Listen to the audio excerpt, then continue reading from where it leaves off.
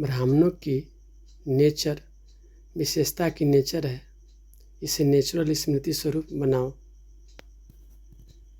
आज बाप दादा अपने सर्व विश्व की विशेष आत्माओं को देख रहे हैं। ड्रामानुसार आप आत्माओं का कितना विशेष पार्ट नूंधा हुआ है। आज बाप दादा हर एक बच्चे की विशेषताओं को देख हर्षित हो रहे हैं। हर एक बच्चे को देख वाह बच्चे, यह स्नेह का गीत दिल में बज रहा था। साथ साथ यह भी देख रहे थे कि बच्चे के दिल से ये वाह वाह का गीत सदा निकलता है। हर कर्म में, हर कदम में, हर संकल्प में ये श्रेष्ठ अनुभव होता है, वह कभी कभी होता है। साधारण जीवन से विशेष जीवन सदा स्वतः रहती है या स्मृति लाने से अनुभव होता है। जब जीवन है तो जीवन का अर्थ ही है सदा और स्वतः रहे। स्मृति में लाया तो अनुभव किया, और स्मृति में नहीं लाया तो विशेषता के बजाय साधारण जीवन अनुभव हो। यह आप विशेष आत्माओं की विशेषता नहीं है। ब्राह्मण जन्म ही विशेष जन्म है। जिसका जन्म ही विशेष है उसका जीवन क्या होगा, विशेष होगा या साधारण। ब्राह्मण जन्म भी श्रेष्ठ, ब्राह्मण धर्म भी श्रेष्ठ, ब्राह्मण कर्म भी श्रेष्ठ, क्योंकि ब्राह्मण जन्मदाता, ब्राह्मण धर्म स्थापक, सर्वश्रेष्ठ परम आत्मा और आदि आत्मा ब्रह्मा बाप है। तो जैसे रचता सर्वश्रेष्ठ तो रचना भी सर्वश्रेष्ठ अर्थात विशेष है। ब्राह्मणों का कर्म विशेष क्यों है? क्योंकि कर्म में फॉलो करने के लिए आप सबके सामने आदि ब्रह्मा बाप सैंपल है। कर्म में फॉलो साकार ब्रह्मा बाप को करते हो, इसलिए भाग के विधाता अर्थात कर्म द्वारा भाग की रेखा श्रेष्ठ बनाने वाले ब्रह्मा गाया हुआ है। भाग की रेखा का कलम कर्म है, तो श्रेष्ठ कर्म का सहज सिंबल ब्रह्मा बाप है। इसलिए आप सभी विशेष पुरुषार्थ का शब्द यही वर्णन करते हो कि बाप समान बनना है। इस अव्यक्त वर्ष में सभी का लक्ष्य क्या रहा? निराकारी स्थिति में निराकार बाप समान अशरीरी स्थिति का अनुभव किया। साकार कर्म में ब्रह्मा बाप समान बनने का नंबरवार अनुभव किया। तो विशेष जीवन का आधार विशेष जन्म, धर्म और श्रेष्ठ कर्म है। जैसे लौकिक जीवन में भी अगर किसी आत्मा का जन्म विशेष राज परिवार में हो, राजकुमार हो व राजकुमारी हो, तो यह विशेषता जन्म की होने के कारण हर समय सदा और स्वतः रहती है। वह बार बार स्मृति में लाते हैं कि मैं राजकुमारी हूँ। सहज याद होती है ना। पुरुषार्थ करते हैं क्या, चाहे कर्म अपनी रुचि के कारण कितना भी साधारण हो, लेकिन जन्म की विशेषता भूल जाते हैं क्या? नेचुरल और नेचर बन जाती है। तो आप ब्राह्मण आत्माओं की नेचर क्या है? श्रेष्ठ, विशेष है या साधारण है?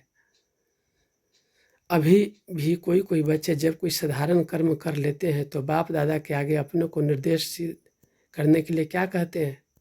मैं चाहता नहीं था व चाहती नहीं थी कि ये कर्म करो, लेकिन मेरी नेचर है इसलिए हो गया।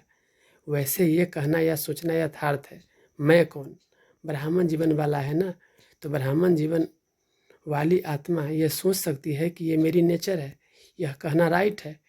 तो उस समय क्यों बोलते हैं? उस समय ब्राह्मण नहीं बोलता, माया बोलती है। तो जैसे ये साधारण नेचर व मायावी नेचर नेचुरल काम कर लेती है ना, इसलिए कहते हैं चाहते नहीं थे लेकिन हो गया। तो ब्राह्मण नेचर अर्थात विशेषता की नेचर भी नेचुरल होनी चाहिए। नेचुरल चीज़ सदा रह सकती है, तो विशेष जीवन की स्मृति नेचर के रूप में नेचुरल होनी चाहिए, वह कभी भूलना कभी याद होना। तो सदा स्मृति स्वरूप में रहो, स्मृति लाने वाले नहीं। स्मृति स्वरूप इसलिए बाप दादा देख रहे थे। अव्यक्त वर्ष समय प्रमाण समाप्त हुआ, लेकिन बाप दादा समान स्वयं को संपन्न बनाया। इस अव्यक्त वर्ष का विशेष लक्ष्य रखा कि अव्यक्त अर्थात फरिश्ता स्वरूप बनना और बनाना है। सभी ने यही लक्ष्य रखा था ना। फिर रिजल्ट क्या निकली? अपने आप को चेक करो। फरिश्ता भव का वरदान भी वरदाता से मिला, तो वरदान और लक्ष्य दोनों की स्मृति से कहाँ तक सफलता अनुभव की, ये सूक्ष्म चेकिंग स्वयं की व ये सोचा कि व्यक्त वर्ष पूरा हुआ, यथाशक्ति जितना भी अनुभव किया उतना ही ड्रामानुसार ठीक रहा। वर्ष परिवर्तन के साथ साथ स्व परिवर्तन की गति क्या रही, इस विधि से चेक किया। जैसे वर्ष समाप्त हुआ वैसे स्वयं लक्ष्य और लक्षण में संपन्न बने, या ये सोचते हो कि इस वर्ष में और बन जाएंगे। समय और स्वयं की गति समान रही, वैसे तो समय से भी स्वयं की गति तीव्र होनी चाहिए, क्योंकि समाप्ति के समय को लाने वाली आप विशेष आत्माएं निमित्त हो। तीव्र गति से वर्ष को संपन्न हो गया। मालूम हुआ वर्ष कैसे पूरा हो गया, तो चेक करो मुझ विशेष आत्मा के परिवर्तन की गति तीव्र रही व कभी तीव्र कभी मध्यम रही। फरिश्ता अर्थात जिसका पुराने संस्कार और संसार से रिश्ता नहीं, तो चेक करो पुराने संसार की कोई भी आकर्षण, चाहे संबंध रूप में, चाहे अपने देह की तरफ आकर्षण व किसी देहधारी व्यक्ति की तरफ आकर्षण, कोई वस्तु की तरफ आकर्षण कितने % में रही। ऐसे ही पुराने संस्कार की आकर्षण चाहे संकल्प रूप में, वृत्ति के रूप में, वाणी के रूप में, संबंध संपर्क अर्थात कर्म के रूप में कितनी % रही। फरिश्ता अर्थात डबल लाइट तो निजी लाइट स्वरूप स्मृति स्वरूप में कहाँ तक रहा, साथ साथ लाइट अर्थात हल्कापन स्व के परिवर्तन के पुरुषार्थ में कहाँ तक लाइट अर्थात हल्के रहे। मन अर्थात संकल्प शक्ति में व्यर्थ को समर्थ में परिवर्तन करने में अर्थात व्यर्थ के बोझ को हल्का करने में कहाँ तक सफल रहे। इसी प्रकार व्यर्थ समय, व्यर्थ संग, व्यर्थ वातावरण, इस सब में कहाँ तक परिवर्तन करने में हल्के रहे। ब्राह्मण परिवार के संबंध में, सेवा के संबंध में कहाँ तक हल्के रहे। इसको कहा जाता है फरिश्तापन के तीव्र गति की स्थिति। इस विधि से चेक करो और भविष्य के लिए चेंज अर्थात परिवर्तन करो। अपने ब्राह्मण जन्म की विशेषता को नेचुरल नेचर बनाना, इसको ही सहज पुरुषार्थ कहा जाता है। इस सिर्फ एक विशेष आत्मा हो, इस स्मृति स्वरूप में स्थित हो जाओ तो बाप समान बनना अति सहज अनुभव करेंगे, क्योंकि स्मृति स्वरूप सो समर्थी स्वरूप बन जाते हैं। वर्ष तो पूरा हुआ, बाप दादा रिजल्ट तो देखेंगे ना, तो रिजल्ट में यथाशक्ति मेजोरिटी है और सदा शक्तिशाली यथाशक्ति की मेजोरिटी में मिनोरिटी है। स्मृति दिवस भी बहुत स्नेह से मनाया। अब विशेष जैसे स्नेह से मनाया, वैसे स्नेह का सबूत बाप समान स्मृति स्वरूप बनना ही है। सुना रिजल्ट, आगे क्या करना है, यथाशक्ति या सदा शक्ति स्वरूप। तो देखेंगे इस वर्ष में मेजोरिटी सदा शक्तिशाली का सबूत कहाँ तक देते हैं। टीचर्स क्या समझती हो, किस लाइन में आएंगे, सदा शक्तिशाली। सबका टीवी में फोटो निकल रहा है, क्या भी हो जाए, कैसी भी परिस्थिति बन जाए, लेकिन सदा शक्तिशाली। नाम नोट होते हैं ना, कौन कौन किस ग्रुप में आए। सभी टीचर्स का सम्मेलन होने वाला है ना, तब तक रिजल्ट सभी टीचर्स की क्या होगी। जिसको करना होगा वो कब को नहीं सोचता है। दृढ़ संकल्प का अर्थ है अब, साधारण संकल्प का अर्थ है कब हो जाएगा। तो कब वाले को या अब वाले हो, शक्ति सेना बहुत बड़ी सेना है, कब वाली हो या अब वाली हो। पांडव क्या समझते हो, देखो नाम सबके नोट है, अभी नाम नहीं सुनाते हैं, आखिर वो समय भी आ जाएगा जो नाम सुनाएंगे, समझा। सबसे ज़्यादा संख्या जिस जोन की आई है, देखेंगे पंजाब इंदौर क्या कमाल दिखाते हैं। टीचर्स की ज़्यादा आती है, संख्या ज़्यादा तो टीचर्स भी ज़्यादा होगी। पंजाब वाले नंबर 1 लेंगे या सेकेंड, इंदौर भी नंबर 1 लेंगे। और कर्नाटक का क्या करेंगे, कौन सा नाटक दिखाएंगे, कर्नाटक। तो हीरो नाटक दिखाना, वैसा वैसा नहीं दिखाना। और महाराष्ट्र तो महान ही बनने वाले हैं, बनेंगे ना। और यूपी को क्या कहते हैं, यूपी में नदियाँ हैं, अर्थात यूपी पतित को पावन बनाने वाली है। पावन बनाने में नंबर 1, तो यूपी वाले भी नंबर 1 कहेंगे, बनेंगे। इस समय तो कोई भी नंबर 2 नहीं कहेंगे। राजस्थान तो है ही लकी, जो राजस्थान में ही चरित्र भूमि है, हेड क्वार्टर राजस्थान में है ना। तो जहाँ हेड क्वार्टर है तो क्या बनेगा, हेड बनेगा ना। सदा खुशी से कह रहे हैं नंबर 1, लेकिन जहाँ जाकर ऐसे नहीं कहना कि क्या करे, कर नहीं सकते, चाहते तो नहीं लेकिन हो जाता है, ऐसी भाषा सोचना भी नहीं। अच्छा, डबल विदेशी भी सेवा में रेस अच्छी कर रहे हैं और रेस में नंबर 1 आना है ना। देश वालों को हिम्मत दिलाने में विदेश अच्छा निमित्त बना है। इस हिम्मत दिलाने के कारण एक्स्ट्रा मदद भी मिलती है, समझा। इसी को स्मृति में रख सहज बढ़ते चलो और बढ़ाते चलो। अच्छा, चारों ओर की विशेष आत्माओं को, सदा साकार ब्रह्मा बाप के श्रेष्ठ कर्मों को फॉलो करने वाली कर्मयोगी आत्माओं को, सदा विशेषताओं को नेचुरल और नेचर बनाने वाली कोटों में कोई आत्माओं को, सदा दृढ़ संकल्प द्वारा विशेष जन्म धर्म और कर्म के स्मृति स्वरूप आत्माओं को बाप दादा का विशेषता संपन्न याद, प्यार और नमस्ते। दादियों से मुलाकात। आप ब्राह्मण जितने संपन्न बनते जाएंगे उतना भविष्य में प्रकृति भी प्रगति को प्राप्त करेगी, क्योंकि प्रकृति समय प्रति समय अपना सिग्नल दिखा रही है। तो जितनी प्रकृति की हलचल उतनी अचल स्थिति प्रकृति को परिवर्तन करेगी। कितनी आत्माएं समय प्रति समय दुख की लहर में आती हैं, तो ऐसे दुखी आत्माओं का सहारा तो बाप और आप ही हो। तो रहम पड़ता है ना जब समाचार सुनते हो कि क्या दिल में आता है, नथिंग न्यू। अपनी अचल स्थिति के लिए तो ठीक है, लेकिन प्रकृति की हलचल से जब आत्माएं चिल्लाती हैं तो किसको चिल्लाती हैं? तो जब मर्सी रहम मांगते हैं तो आप लोगों को उनके रहम की पुकार पहुंचती तो है ना। ये छोटी छोटी आपदाएं और तड़पाती है। ब्राह्मण संपन्न हो जाओ तो दुख की दुनिया संपन्न हो जाए। तो रहम पड़ता है या नहीं? रहम पड़ता है तो फिर क्या करते हो?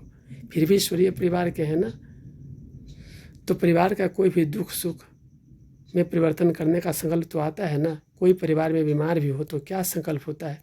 जल्दी ठीक हो जाए। तो चिल्लाते चिल्लाते मरना और एक थक से परिवर्तन होना फर्क है तो है ना। महाविनाश और रिहर्सल का विनाश फर्क है। महाविनाश अर्थात महान परिवर्तन, उसके निमित्त आप हो। संपन्न बनेंगे तो समाप्ति होगी। तो जो परेशान है वो तो समझते हैं कि प्रत्यक्षता का पर्दा खुल जाए, लेकिन स्टेज पर आने वाले हीरो एक्टर संपन्न तैयार होने चाहिए ना, तब तो पर्दा खुलेगा कि आधे में खुल जाएगा। परिवर्तन की शुभ भावना को तीव्र करना अर्थात अपने को तीव्र गति से संपन्न बनाना। आप भी कभी कैसे होते हो, तो प्रकृति भी कभी बहुत तीव्र गति से कार्य करती है, कभी ठंडी हो जाती। तो अभी क्या करना है? रहम की भावना इमर्ज करो, चाहे स्व प्रति चाहे सर्व आत्माओं के प्रति होती है ना। लहर फैलाओ। रहम की भावना से विघ्न भी सहज खत्म हो जाएंगे। जहाँ रहम होगा वहाँ तेरा मेरा की हलचल नहीं होगी। पूज्य स्वरूप मर्सीफुल का धारण करो, ठीक है ना। अभी ये लहर फैलाओ। हर संकल्प में मर्सीफुल संकल्प में होंगे तो वाणी और कर्म स्वतः ही आएंगे। अतः चिल्लाते भी क्या है? Mercy mercy. अच्छा, अव्यक्त बाप दादा की प्रसन्न मुलाकात। माया की छाया से बचने का साधन बाप दादा की छत्र छाया। सदा अपने को बाप दादा की छत्र छाया के नीचे रहने वाली सदा सेफ आत्मा अनुभव करते हो। सदा छत्र छाया है या कभी कभी बाहर निकल जाते हो? या है बाप की छत्र छाया या है माया की छाया? तो माया की छाया से बचने का साधन है छत्र छाया। तो छत्र छाया में रहने वाले कितने खुश रहेंगे, क्योंकि वे फिक्र बादशाह हो गए ना। फिक्र है तो खुशी गुम होती है। कभी भी देखो खुशी गुम होती है तो कारण क्या होता है? कोई ना कोई चिंता, फिक्र, बोझ खुशी को गुम कर देता है। और खुशी गुम हुई, कमजोरी हुई तो माया की छाया का प्रभाव पड़ ही जाता है। कमजोरी माया का आह्वान करती है। जैसे शारीरिक कमजोरी बीमारियों का आह्वान करती है, तो आत्मिक कमजोरी माया का आह्वान करती है। फिर उस छाया से निकलने में कितने मेहनत करनी पड़ती है। अगर माया की छाया स्वप्न में भी पड़ गई तो स्वप्न भी परेशान करेगा। फिर ब्राह्मण से क्षत्रिय बन जाते हैं तो युद्ध करनी पड़ती है। क्षत्रिय जीवन मेहनत की है और ब्राह्मण जीवन खुशी की है। तो क्या पसंद है? कभी कभी युद्ध करनी पड़ती है। युद्ध करना अच्छा लगता है। छोटे से भी व्यर्थ संकल्प की छाया कितनी मेहनत कराती है। इसलिए सदा बाप के याद की छत्र छाया में रहो। याद ही छत्र छाया है। तो सदा काल के लिए छत्र छाया में रहना आता है, कभी कभी के लिए नहीं, सदा। अविनाशी बाप है ना, तो वर्षा भी सदा का लेना है। सदा खुश रहने वाले छत्र छाया अर्थात खुश रहना। बेफिक्र होंगे ना। सब फिक्र बाप को दे दिया कि एक दो संभाल कर रखा है, क्या करे कैसे करे, ये शब्द फिक्र के हैं। बेफिक्र के बोल सदा विजय के होते हैं, क्या कैसे के नहीं होते। तो सदा ये याद रखो कि हम सभी बाप की छत्र छाया में रहने वाले हैं, चक्कर लगाने वाले नहीं। संकल्प में भी चक्कर में आए तो चक्कर में आने वाले चकनाचूर हो जाएंगे।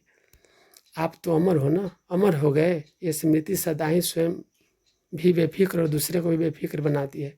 सदा खुशी में गीत गाते रहेंगे। पाना था वो पा लिया, बच्चा बनना माना पाना, बच्चा बनने अर्थात पा लिया। अच्छा, वरदान।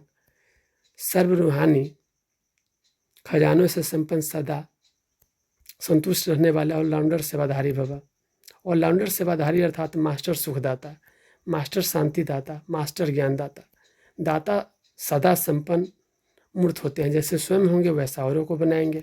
रूहानी सेवाधारी अर्थात एवर रेडी और ऑलराउंडर वही बन सकते हैं जो संपन्न है। संपन्न ही संतुष्ट होंगे और सबको संतुष्ट करेंगे। किसी भी प्रकार की अप्राप्ति असंतुष्टता पैदा करती है। संतुष्ट रहने और संतुष्ट करने की विधि है संपन्न और दाता बनना। स्लोगन: शुभ भावना, शुभ कामना की गोल्डन गिफ्ट साथ हो तो किसी भी आत्मा का परिवर्तन कर सकते हो। ओम शांति।